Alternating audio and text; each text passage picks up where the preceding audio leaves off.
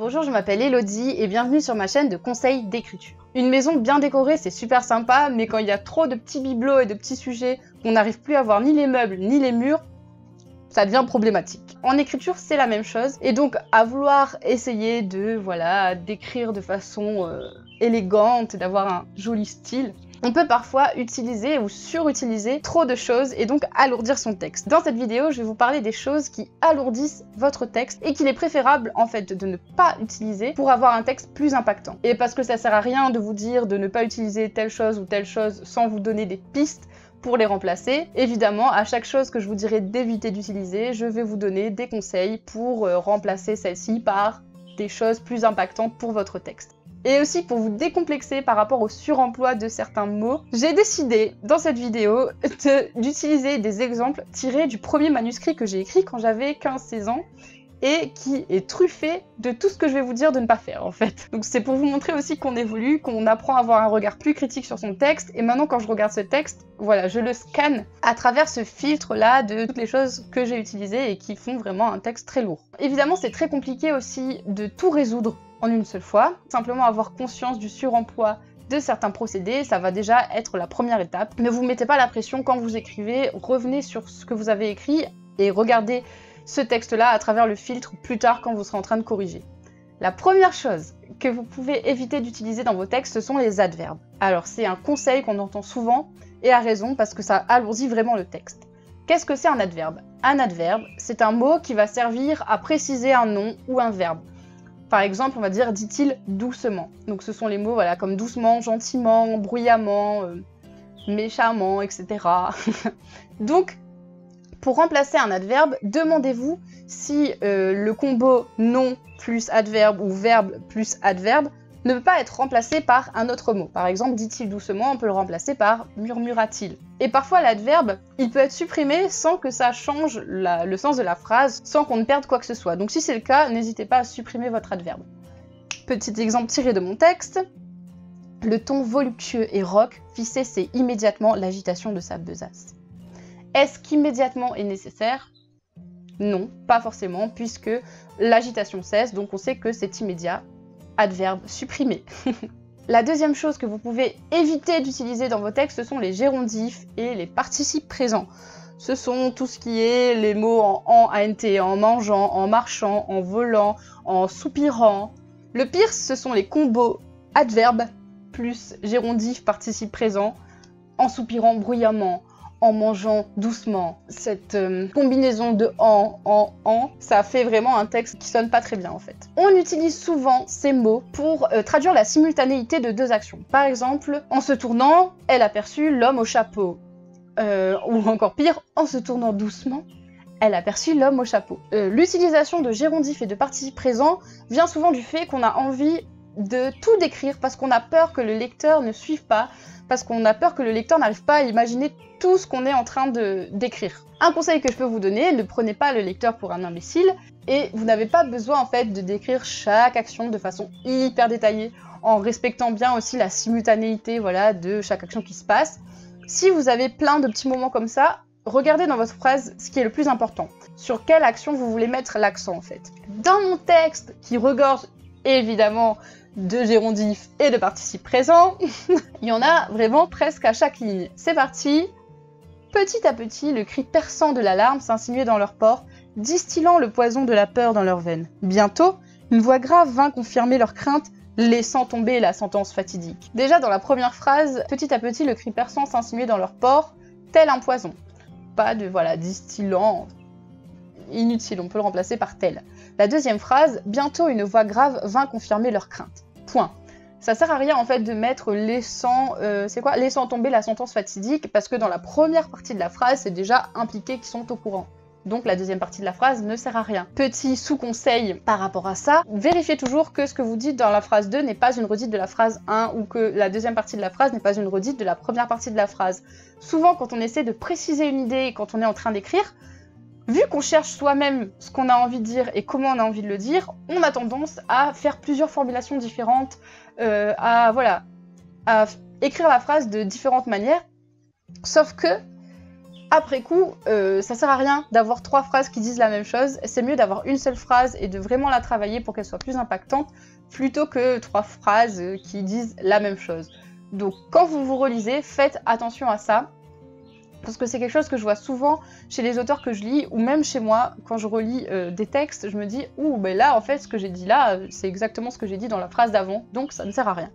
Le troisième conseil, c'est le suremploi de l'adjectif. Évitez d'utiliser trop d'adjectifs, parce que effectivement, l'adjectif c'est super pratique quand on veut donner à voir un personnage ou un lieu, etc. Sauf que quand on l'utilise trop, ça devient un procédé facile en fait. Et le défaut que ça peut avoir d'utiliser trop d'adjectifs, c'est de tomber dans le dire plutôt que de le montrer. Alors, je vais faire une vidéo là-dessus sur le show don't tell et le suggérer plutôt que dire. Il est facile par exemple de dire que Martin est drôle et sympathique, mais ce qui est plus intéressant pour le lecteur, c'est que vous montriez que Martin est drôle, par exemple en le montrant en train de faire une blague, ou dans une situation un peu grotesque ou drôlesque. Petit exemple tiré de mon premier manuscrit, l'alarme stridente retentit dans tout le bâtiment. Le son criard percuta les oreilles des gardes. Bon, c'est à peine redondant, et ces 2 phrases sont les premières phrases du livre. Ah, que de talent. Et puis évidemment, comme on n'a pas tout à fait compris encore que le cri et que l'alarme est stridente, je rajoute quelques phrases plus loin. Tous continuèrent à vaquer à leurs occupations, essayant tant bien que mal de faire abstraction du désagréable bruit. Personne se doutait que le bruit était désagréable. Donc pareil pour les adjectifs, parfois si on les supprime, ça change pas le sens de la phrase, donc n'hésitez pas à supprimer les trop d'adjectifs. Donc 4e conseil, évitez d'utiliser des mots qui traduisent la surprise. Parce que si vous voulez surprendre votre lecteur, ça sert à rien de le prévenir avec des soudain, brusquement, tout à coup, subitement, sans crier gare. Si vous voulez surprendre votre lecteur, surprenez-le, ne lui dites pas « Attention, je vais te surprendre ». C'est contre-productif en fait, totalement contre-productif. Quand j'ai fait une recherche dans mon document pour vous trouver des exemples, j'ai trouvé des tonnes et des tonnes de soudain. Il y a vraiment des soudains partout. Et les soudains ou ce genre de mots, voilà, d'annonce de la surprise ou d'un élément qui fait un peu peur, souvent, ils peuvent être supprimés. Et ça ne change pas le sens de la phrase, au contraire, ça va la rendre plus impactante parce qu'on ne prévient pas le lecteur que, attention, grosse surprise. C'est parti pour les exemples. Sa respiration se fit soudain plus rauque et saccadée. Ce fut la fraîcheur de l'air qui le ramena soudain à la réalité. Il ne dit rien, sonné par cette soudaine révélation. Voilà, je crois que vous avez compris. Et comme vous pouvez voir, si on supprime les soudains, ça change rien. Sa respiration se fit plus rauque. Ce fut la fraîcheur de l'air qui le ramena à la réalité. Il ne dit rien, sonné par cette révélation. Forcément, si c'est une révélation, elle est soudaine. Vous comprenez le principe. La 5e chose à éviter d'utiliser dans vos textes, ce sont les mots de liaison. Alors, les mots de liaison, c'est super bien dans les dissertations. Le lecteur, il veut lire de la fiction, pas une dissertation.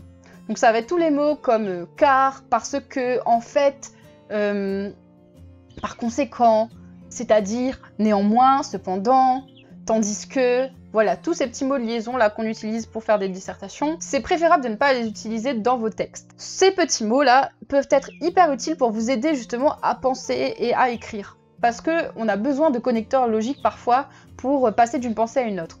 Donc c'est normal si dans votre premier jet vous avez voilà, ce genre de connecteur logique, parce que dites-vous que vous en avez besoin, que ce sont des petits outils en fait pour écrire. Pas tout le monde, hein, mais certaines personnes en ont besoin. Moi je sais que j'en avais énormément besoin.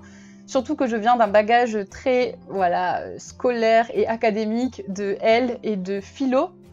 Donc les dissertations, ça me connaît. Et j'ai eu beaucoup de mal à me débarrasser de ça dans mes écrits plus littéraires parce que justement j'avais l'habitude d'en utiliser tout le temps. Et que ça m'aidait à penser. Mais quand je relis, j'essaie de supprimer tout ça et puis maintenant j'en utilise plus trop. Parce qu'en fait, ça sert à rien, ça apporte rien. La plupart du temps, on peut les supprimer sans qu'on perde le sens en fait de la phrase et de ce qu'on voulait dire. Et comme je vous ai dit, le lecteur, il veut lire de la fiction, pas de la dissertation quoi. Petit exemple tiré de mon texte. Cependant, pas un instant ils ne prirent ce signal au sérieux. De fait, l'agitation allait croissante, tandis que chacun prenait conscience des implications de cette annonce qui résonnait encore à leurs oreilles.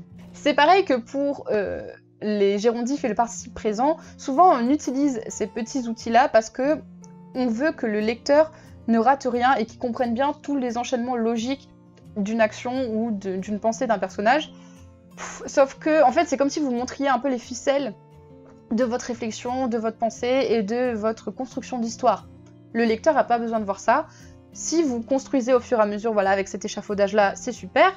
Mais après, voilà, quand vous avez fini de construire votre histoire, enlevez l'échafaudage et ne laissez que la façade de votre maison, de votre histoire, pour que le lecteur puisse ne voir que ça. Alors, le 6e conseil, évitez les répétitions.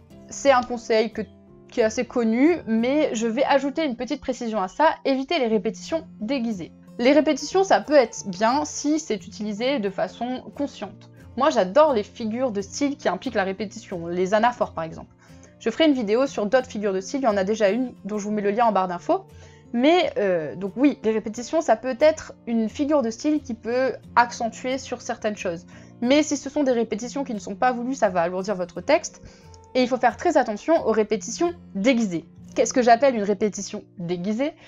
Ce sont des mots qui ont la même racine, mais qui ne sont pas de la même catégorie grammaticale. Par exemple, il regarda le soleil et son regard caressa les rayons de l'astre solaire. Regarda et regard, ce sont deux mots qui ont la même racine, regard. Vous voyez un peu où je veux en venir? Pareil pour danser et danse. Donc dans mon texte, un exemple, son odorat n'était pas épargné, loin de là. La chair chaude dégageait une odeur qui lui soulevait l'estomac. Donc odorat et odeur, ce sont deux mots de la même famille, mais qui ne sont pas pareils quoi. Donc faites attention à ces petites répétitions déguisées, mais qui sont difficiles à repérer justement parce que les mots sont différents en fait. Demandez-vous si l'idée répétée est utile, si vous pouvez remplacer ce mot par un autre, n'hésitez pas à regarder du côté des dictionnaires des synonymes. Alors je vous dis pas d'utiliser un synonyme farfelu et que personne ne connaît, hein. Mais déjà ça va enrichir votre vocabulaire, ça va enrichir votre texte, et puis voilà, ça va vous éviter les répétitions déguisées. Le 7e conseil, traquez les pléonasmes. Qu'est-ce qu'un pléonasme? Pas de panique, je vous explique. Un exemple, monter en haut, descendre en bas, ce sont des pléonasmes. Monter, c'est forcément en haut, descendre, c'est forcément en bas.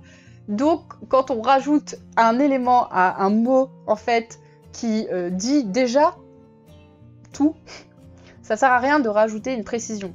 Ça peut être aussi refaire encore. Si on refait, c'est forcément encore. Un hasard inattendu. Si c'est un hasard, c'est forcément inattendu. Donc, pour éviter les pléonasmes, demandez-vous à chaque fois, déjà, évitez d'utiliser trop d'adjectifs, parce que les adjectifs entraîne parfois des pléonasmes, mais demandez-vous si l'utilisation de tel mot ajoute quelque chose au mot précédent. Si c'est pas le cas, ne l'utilisez pas ou remplacez l'ensemble de ces deux mots par un autre mot. Le 8e conseil, évitez les verbes faibles. Les verbes faibles, ce sont les verbes tels que être, avoir, dire, faire, mettre, aller, donner. Ce sont des verbes faibles parce que ils ne disent pas grand-chose en fait de l'action et ils peuvent être échangés avec des verbes qui sont beaucoup plus forts. Par exemple, quand on va dire faire quelque chose, ça peut être faire énormément de choses différentes. Par exemple, faire la cuisine, on va dire cuisiner, faire du sport, pratiquer un sport, faire des recherches, rechercher. Vous comprenez que le verbe faire, par exemple, il est interchangeable très facilement, et le mieux dans un texte, c'est que vos mots soient nécessaires. C'est ça, c'est que vos mots soient nécessaires, en fait.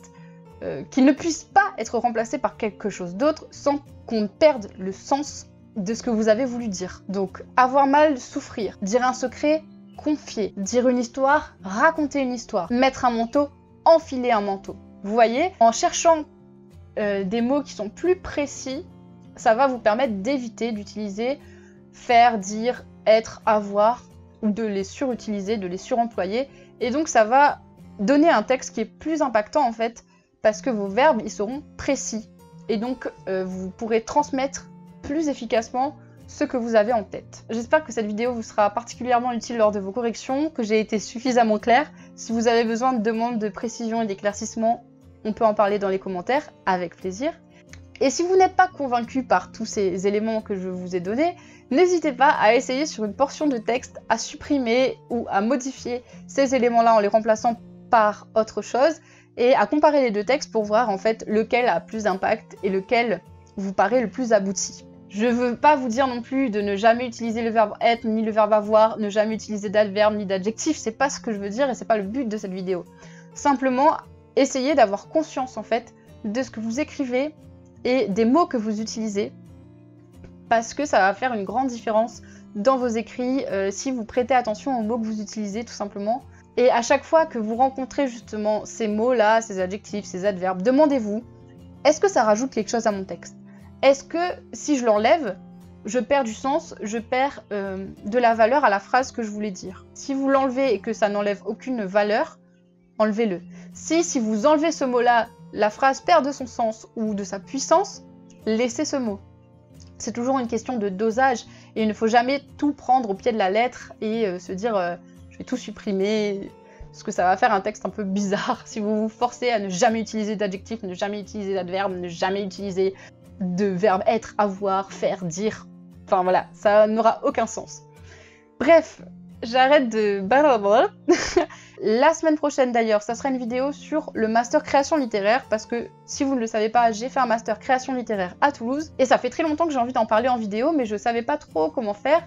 Et puis il y a plusieurs personnes qui sont venues me parler en message privé pour me demander un peu des infos, avec une liste hyper détaillée de questions, donc ça m'a donné une matière aussi, parce que je savais pas trop comment présenter la chose.